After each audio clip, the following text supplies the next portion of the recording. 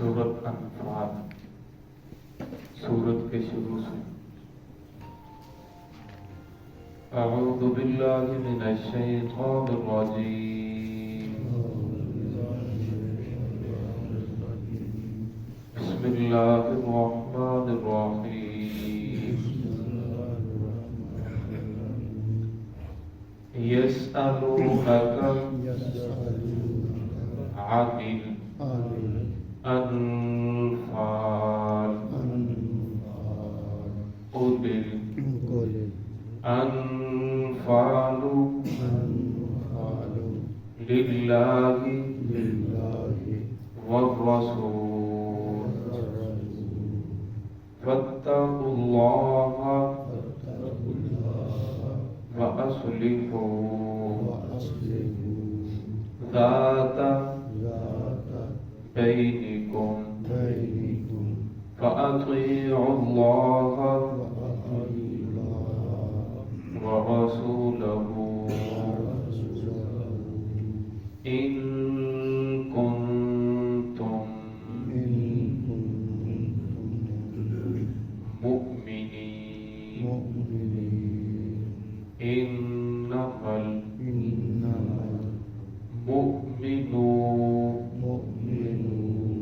الذين إذا ذكر الله وجلت قلوبهم وإذا تليت عليهم آياته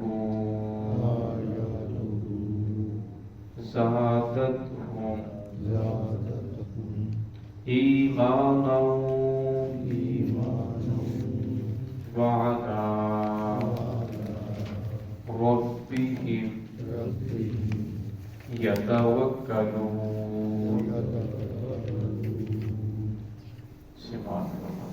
بسم الله الرحمن الرحيم يسألونك عن الأنفال قل الأنفال لله والرسول فاتقوا الله وأصلحوا ذات بينكم وأطيعوا الله ورسوله إن كنتم مؤمنين إنما المؤمنون الذين إذا ذكر الله وجلت قلوبهم وإذا تليت عليهم آياته زادتهم إيمانا وعلى ربهم يتوكلون. يسألونك عن الأنفال، جو آپ سے سوال کرتے ہیں انفال کے بارے میں، مال غنیمت کے بارے میں. قل الانفال للہ، کہہ دیجئے مال غنیمت اللہ کے لیے ہے، والرسول اور اس کے رسول کے لیے ہے. فاتقوا اللہ، بس تم اللہ سے ڈرو. وَأَصْلِحُوا ذَاتَ بَيْنِكُمْ، اور اپنے درمیان معاملات کو درست رکھو. وَأَطِيعُوا اللَّهَ وَرَسُولَهُ، اطاعت کرو اللہ رب العزت کی اور اس کے رسول کی. ان کنتم مؤمنین، اگر تم مومن ہو، ایمان والے ہو. انما المؤمنون الذین، پختہ بات ہے کہ ایمان والوں وہ ہیں کہ جس وقت اذا ذکر اللہ، ان کے سامنے اللہ کا ذکر کیا جاتا ہے، وجلت قلوبہم، تو ان کے جو دل ہے وہ ڈر جاتے ہیں، لرزہ طاری ہو جاتا ہے. وَإِذَا تُلِيَتْ عَلَيْهِمْ آيَاتُهُ، اور جب تلاوت کی جاتی ہے ان پر اس کی آیات، زادتہم ایمانا، تو ان کا ایمان بڑھ جاتا ہے. وَعَلَىٰ رَبِّهِمْ يَتَوَكَّلُونَ، اور وہ اپنے رب پر توکل کرتے ہیں، بھروسہ کرتے ہیں. اس سورت کا نزول کے اعتبار سے 88واں نمبر ہے. اس سے پہلے 87 صورتیں نازل ہو چکی تھیں. اس کی 75 آیات ہے. شروع کے اندر جو ہے مال غنیمت کے بارے میں سوال کیا گیا کہ اس کے بارے میں کیا حکم ہے. اصل کے اندر صحابہ کرام جب جہاد کرنے کے بعد جو مال غنیمت حاصل ہوتا اس کی 3 طرح کی تقسیم تھی. ایک تقسیم تو یہ تھی کہ جو جنگ کے ذریعے لڑائی کے ذریعے مال و دولت حاصل ہو اس میں سے 4 حصے صحابہ اکرام کے درمیان تقسیم کی جاتے تھے۔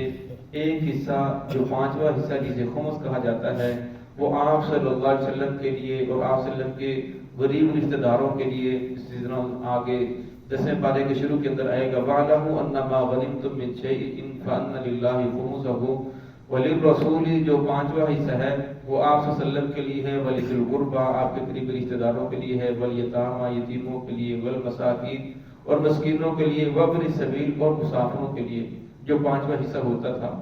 اور جو مال غنیمت بغیر جنگ کے حاصل ہو، جنگ نہیں کی، لڑائی نہیں کی، اسی طرح کے مسلمانوں نے کفار کے ساتھ کچھ لے دے کر صلح کر لی یا وہ ویسے ہی میدان چھوڑ کر بھاگے، اب جو مال غنیمت وہ غالب مال غنیمت جو ملتا تو اس کے بارے میں صحابہ اکرام نے سوال کیا تو آپ سے پھر قرآن پاک کی آیت نازل ہوئی قُلِ الْأَنفَالُ لِلَّهِ وَالرَّسُولِ کہہ دیجیے وہ اللہ کے لیے اس کے رسول کے لیے، اس کے اندر کسی اور کا حق نہیں ہے۔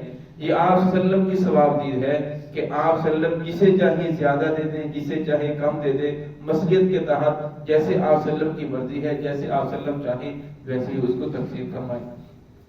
اور بعض مواقع کے اوپر آپ صلی اللہ علیہ وسلم نے یہ بھی فرمایا کہ جس نے جس کافر کو قتل کیا اس کا جو سواری ہے، اس کا جو مال غنیمت ہے وہ اسی کو مل جائے گا۔ بعض پر تو اس طرح بھی تقسیم کی گئی۔ تو یہاں جو سوال کیا جا رہا ہے اس جنگ کے بارے میں جو بغیر اس مال غنیمت کے بارے میں جو بغیر جنگ کے حاصل ہو اس کے بارے میں کیا حکم ہے۔ آدم علیہ السلام سے لے کر محمد الرسول اللہ صلی اللہ علیہ وسلم تک جتنے نبی دنیا کے اندر تشریف لائے، جتنی شریعتیں آئیں، کسی شریعت کے اندر مال غنیمت کھانا جائز نہیں تھا۔ یہ آپ سے پہلے بھی جتنا مال غنیمت جو حاصل ہوتا اسے ایک میدان کے اندر رکھا جاتا، آسمان سے آگ آتی اس کو ختم کر دیتی تو اس سے پتہ چل جاتا یہ جو جہاد کیا ہے، یہ جو جنگ کی ہے، یہ قبولیت کی علامت ہے، اللہ رب العزت قبول کر لیا ہے، اور جو شہادتیں ہوئی ہیں وہ بھی قبول ہو گئی ہیں۔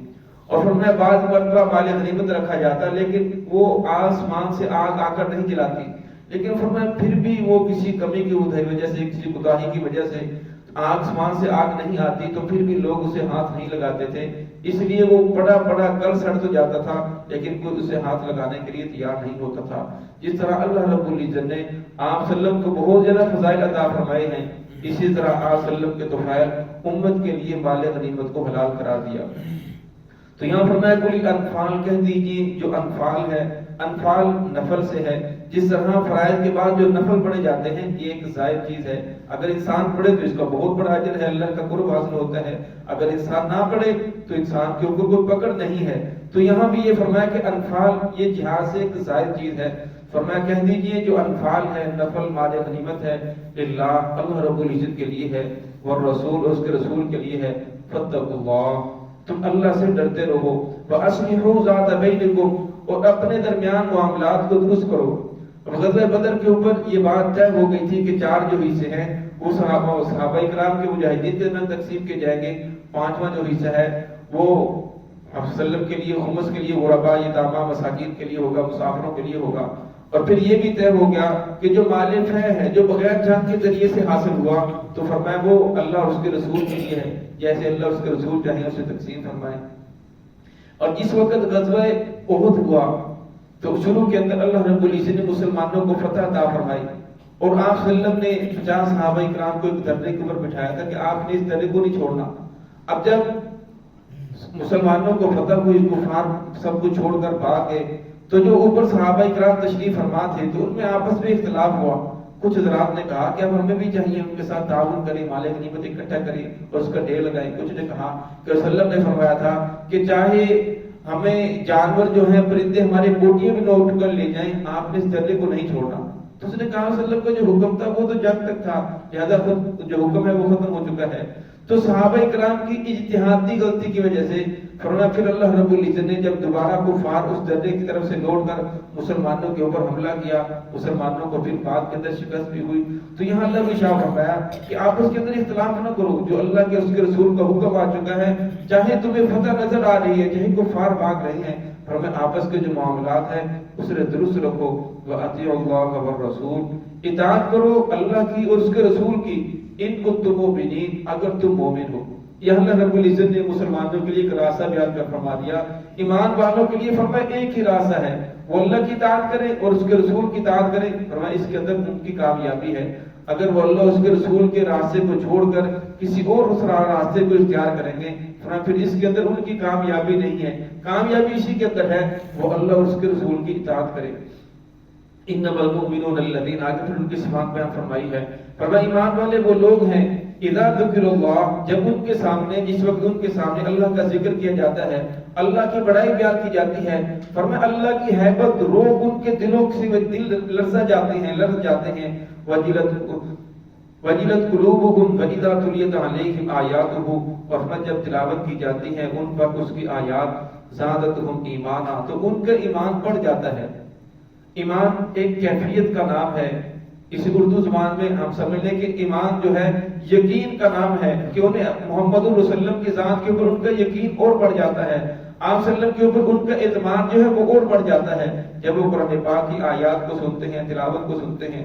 اور ہمیں جب ایمان بڑھ جاتا ہے تو ہمیں پھر ان کی حالت یہ ہوتی ہے جس طرح ہم کھاتے ہیں دوسرے لوگ کھاتے ہیں، وہ بھی اسی طرح کھاتے پیتے ہیں، وہ بھی اسی طرح کاروبار کرتے ہیں، شادیاں کرتے ہیں، بچوں کو پالتے ہیں، تجارت کرتے ہیں، زراعت کرتے ہیں. ان کی بھی لڑائیاں جھگڑے ہوتے ہیں، ان کی بھی دوستی و دشمنی ہوتی ہے. لیکن فرمایا ہر کام کے اندر وہ جائز طریقے اختیار کرتے ہیں، جائز اسباب اختیار کرتے ہیں اور اللہ رب العزت کی ذات کے اوپر بھروسہ کرتے ہیں. وَعَلَىٰ رَبِّهِمْ يَتَوَكَّلُونَ، اور ہمیں وہ اپنے رب کے اوپر توکل کرنے والے ہیں، بھروسہ کرنے والے ہیں. ہمیں بھروسے کا یہ ہرگز مطلب نہیں ہے کہ انسان ہاتھ پہ ہاتھ دھر کے بیٹھ جائے اور ہمیں کے پاس اللہ رب العزت کی ذات میں مجھے دینا ہے. یہ بات نہیں. ہمیں بھروسے کا مطلب یہ ہے کہ جہاں تک انسان کا بس چلے وہاں تک انسان اسباب، جائز اسباب اختیار کرے. پھر اس کے بعد جو بھروسہ ہے، توکل ہے، اللہ کی ذات پہ چھوڑ دے کہ اگر اللہ رب العزت نے چاہا اس کے اندر میرا فائدہ ہوا تو پھر مجھے ضرور کامیابی ملے گی. فرمایا اگر اللہ رب العزت نے نہ چاہا تو پھر چاہے میں نے جائز اسباب اختیار کیے ہیں تو مجھے کامیابی نہیں مل سکتی. فرمایا جب انسان اللہ کی ذات کے اوپر بھروسہ کر لیتا ہے پھر وہ کبھی پریشان نہیں ہوتا. فرمایا اگر اسے نقصان ہو جائے وہ کہتا ہے کوئی بات نہیں، میرے مقدر کے اندر ایسا لکھا ہوا تھا اور اللہ رب العزت کی طرف سے ایسا ہونا تھا، وہ پریشان نہیں ہوتا. اور فرمایا اللہ کی ذات کے اوپر وہ بھروسہ کرتا ہے.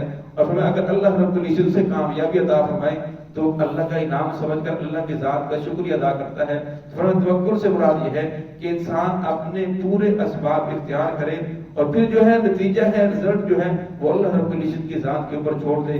پھر اللہ رب العزت بندوں کو کامیابی عطا فرماتے ہیں. تو یہاں ایمان والوں کی صفات بیان فرمائی، دو صفتیں ذکر فرمائی، باقی صفات کا تذکرہ کل آئے گا. پہلی ذکر یہ فرمائی کہ جب اللہ کی بڑائی بیان کی جاتی ہے تو ان کے دل رس جاتے ہیں.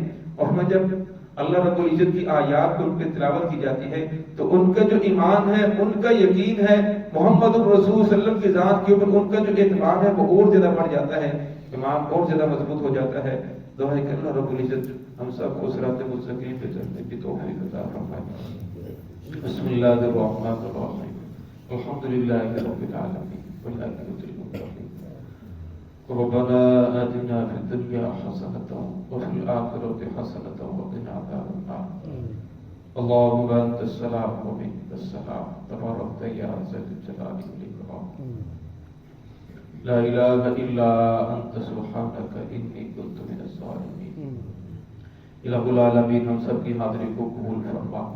یا اللہ جو قرآن پاک پڑھا گیا اس کی برکت سے ہم سب کے مغفرت فرما. یا اللہ اس کی برکت سے تمام کے تمام مسلمانوں کی مغفرت فرما. یا اللہ امت مسلمہ کے حال پر رحم فرما. یا اللہ امت محمدیہ کی مغفرت فرما. یا اللہ امت محمدیہ کے گناہوں سے درگزر فرما. یا اللہ جتنے مسلمان پریشان ہیں تمام کی پریشانی ختم فرما. الہ العالمین جو مقروض ہیں قرضوں سے خلاصی عطا فرما. جو بے روزگار میں اچھا روزگار عطا فرما. جو بے اولاد نے نیک صالح نبی اولاد نصیب فرما. یا اللہ جن کو تو اولاد دی ہیں قلادت ان کا فرما بردار بنا. الہ العالمین جن کے بچیاں بچے جوان ہیں انہیں دینی دنیاوی اعتبار سے جوڑ کے مناسب رشتے عطا فرما. یا اللہ اس مسجد کو آباد فرما. اہل قوم کو 5 وقت کا پکا نمازی بنا. الہ العالمین ہمیں دین کی صحیح سمجھ عطا فرما. صراط مستقیم پہ چلنے کی توفیق عطا فرما. یا اللہ پاکستان کی حفاظت فرما. پاکستان کو امن کا گہوارہ بنا. اندرونی بیرونی خطرہ سے اللہ اس کو محفوظ فرما. یا اللہ فلسطین کے مظلوم مسلمانوں کی مدد نصرت فرما. مجاہدین کی کارروائیوں میں برکت نصیب فرما. یا اللہ جہاں جہاں مسلمان مظلوم ہیں یا اللہ ان کی مدد نصرت فرما. یا اللہ جتنے بھائی موجود ہیں دلوں میں جو حاجات ہیں سبھی کی حاجات کو اپنے خیر کے قدر سے پوری فرما. یا اللہ سب کے گھروں میں کاروبار میں خیر و برکت نصیب فرما. آپس میں اتفاق اور اتحاد نصیب فرما، رسول اللہ صلی اللہ علیہ وسلم سچی محبت نصیب فرما، حضور صلی اللہ علیہ وسلم کی سنتوں کے مطابق گزارنے کی توفیق عطا فرما، قیامت کے دن حضور صلی اللہ علیہ وسلم کی شفاعت نصیب فرما۔ ربنا تقبل منا انك انت السميع العليم وتب علينا انك انت التواب الرحيم، صلی اللہ تعالی علی خیر خلقہ محمد وآلہ وصحبہ اجمعین۔